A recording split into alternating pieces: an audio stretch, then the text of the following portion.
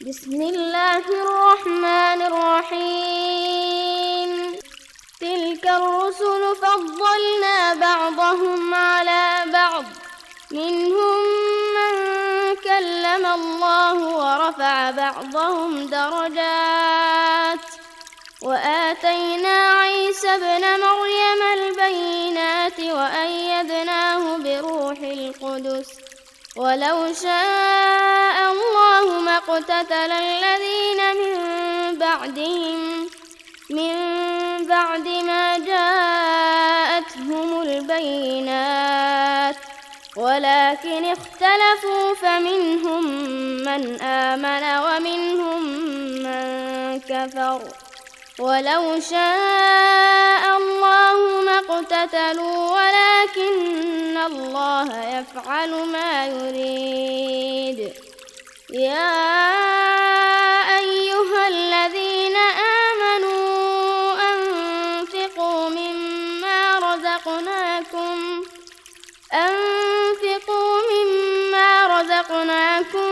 من قبل أن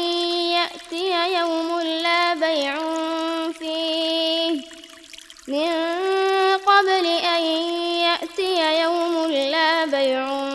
فيه ولا خلة ولا شفاعة، والكافرون هم الظالمون. الله لا إله إلا هو الحي القيوم، لا تأخذه سنة ولا نوم، له ما في السماوات وما في الأرض. من ذا الذي يشفع عنده إلا بإذنه، يعلم ما بين أيديهم وما خلفهم، ولا يحيطون بشيء من علمه إلا بما شاء، وسع كرسيه السماوات والأرض ولا يئوده حفظهما، وهو العلي العظيم. لا إكراه في الدين، قد تبين الرشد من الغي، فمن يكفر بالطاغوت ويؤمن بالله فقد استمسك بالعروة الوثقى، لا انفصام لها، والله سميع عليم. الله ولي الذين آمنوا يخرجهم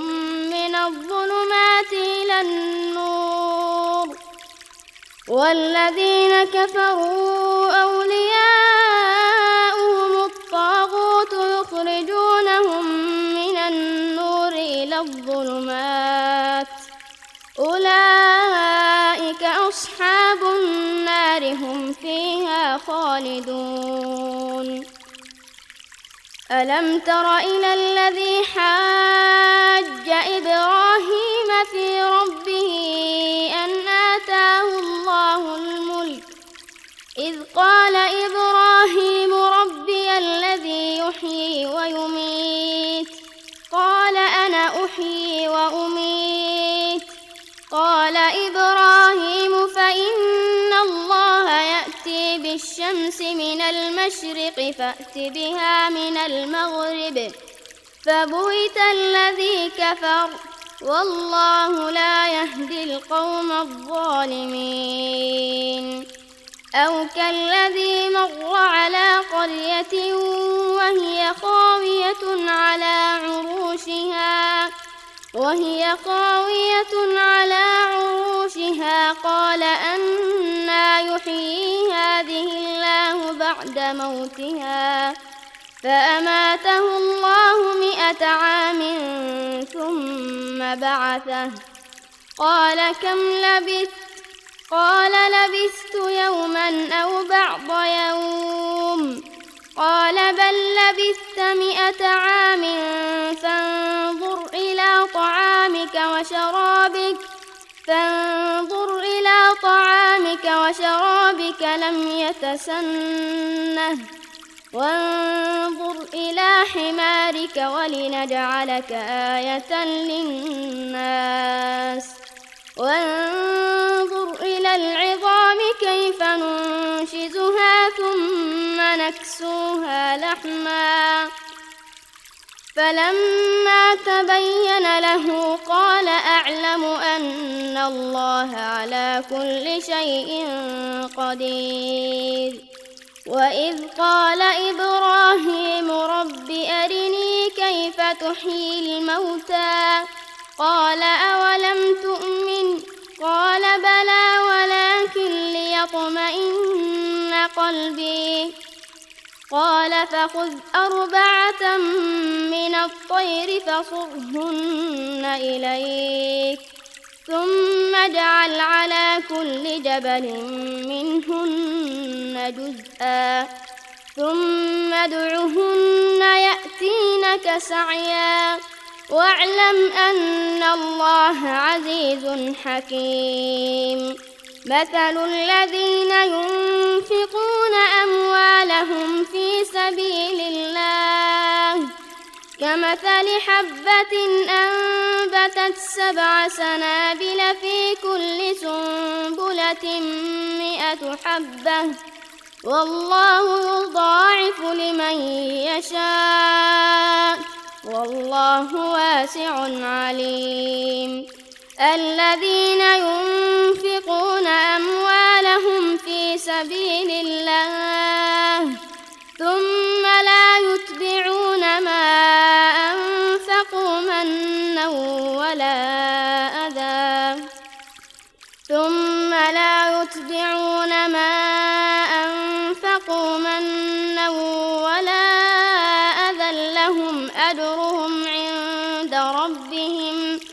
لهم أجرهم عند ربهم ولا خوف عليهم ولا هم يحزنون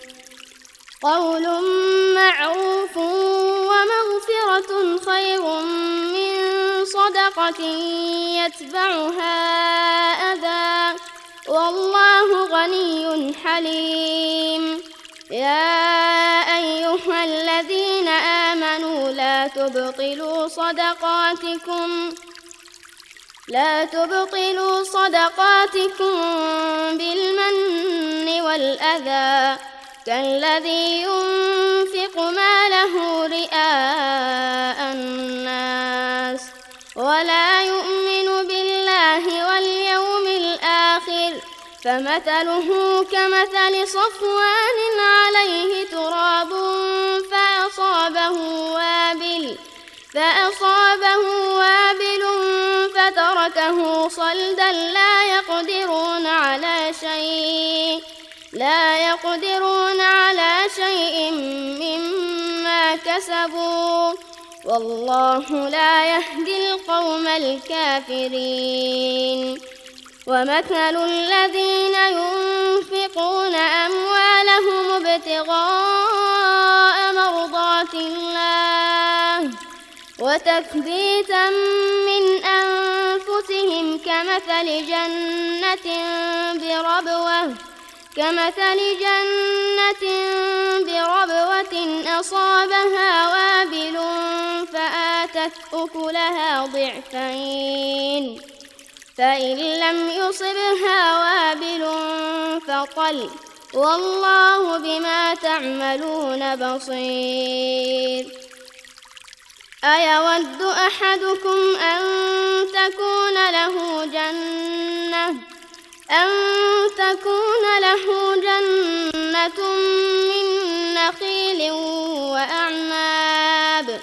من نخيل وأعناب تجري من تحتها الأنهار له فيها من كل الثمرات وأصابه الكبر وله ذرية ضعفاء فأصابها إعصار فيه نار فاحترقت كذلك يبين الله لكم الآيات لعلكم تتفكرون يا أيها الذين آمنوا أنفقوا من طيبات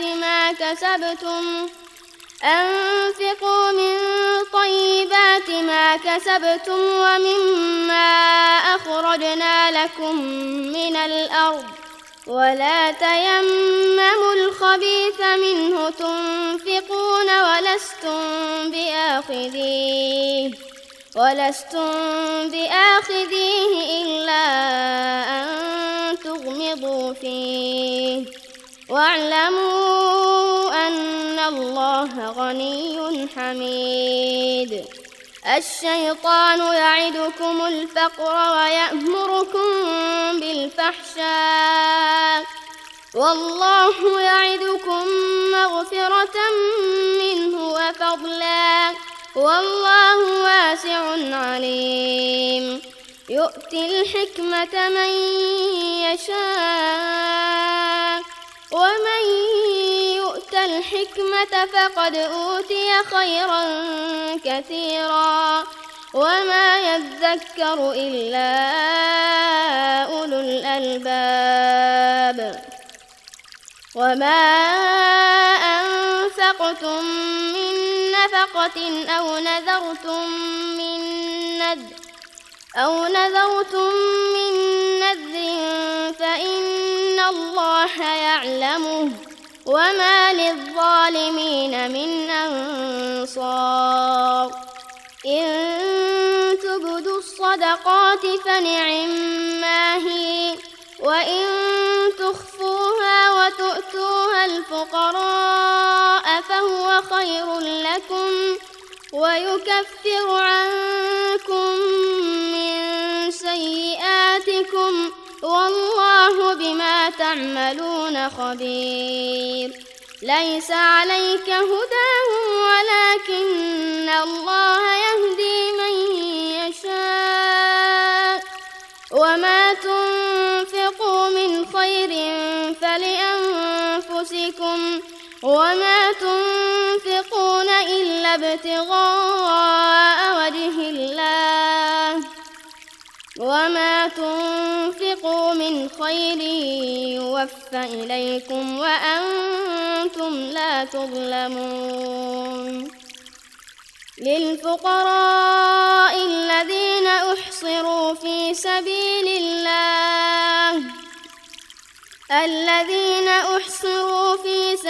الله لا يستطيعون ضربا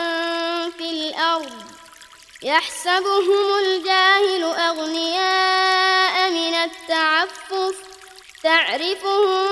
بسيماهم لا يسألون الناس إلحافا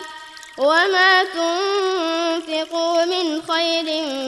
فإن الله به عليم. الذين ينفقون أموالهم بالليل والنهار سرا وعلانية فلهم أجرهم عند ربهم ولا خوف عليهم ولا هم يحزنون. الذين يأكلون الربا لا يقومون إلا كما يقوم الذي يتخبطه الشيطان من المس ذلك بأنهم قالوا إنما البيع مثل الربا وأحل الله البيع وحرم الربا. فمن جاءه موعظة من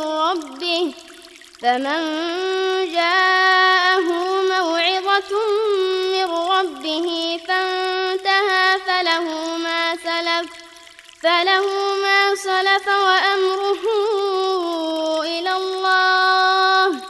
ومن عاد فأولئك أصحاب النار هم فيها خالدون. يمحق الله الربا ويربي الصدقات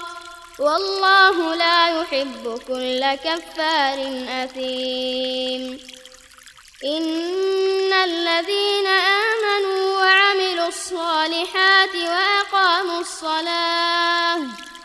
وأقاموا الصلاة وآتوا الزكاة لهم أجرهم عند ربهم ولا خوف عليهم ولا هم يحزنون يا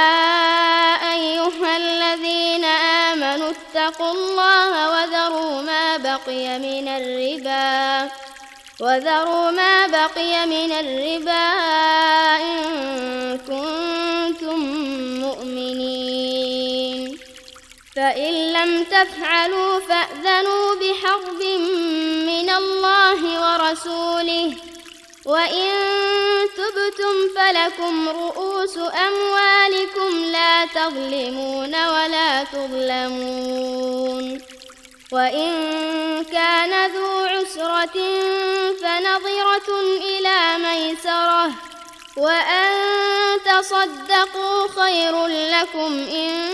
كنتم تعلمون واتقوا يوما ترجعون فيه إلى الله ثم توفى كل نفس ما كسبت وهم لا يظلمون يا أيها الذين آمنوا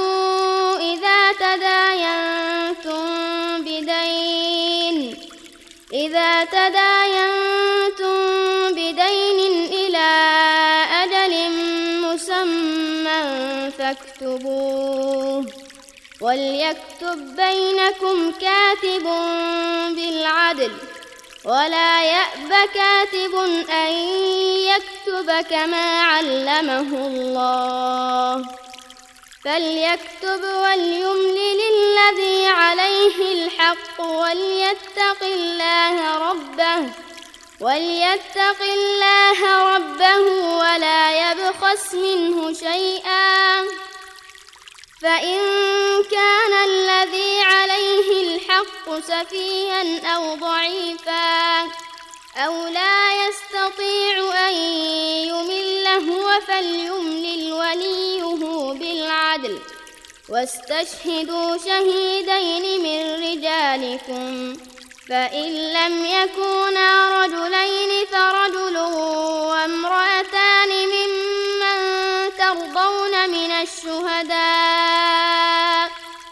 ممن ترضون من الشهداء أن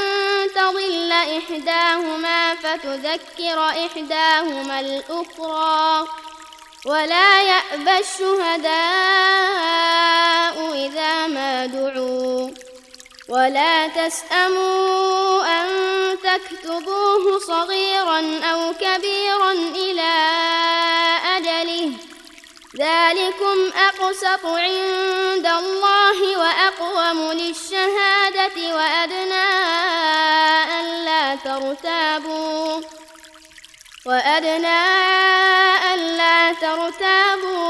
إلا أن تكون تجارة حاضرة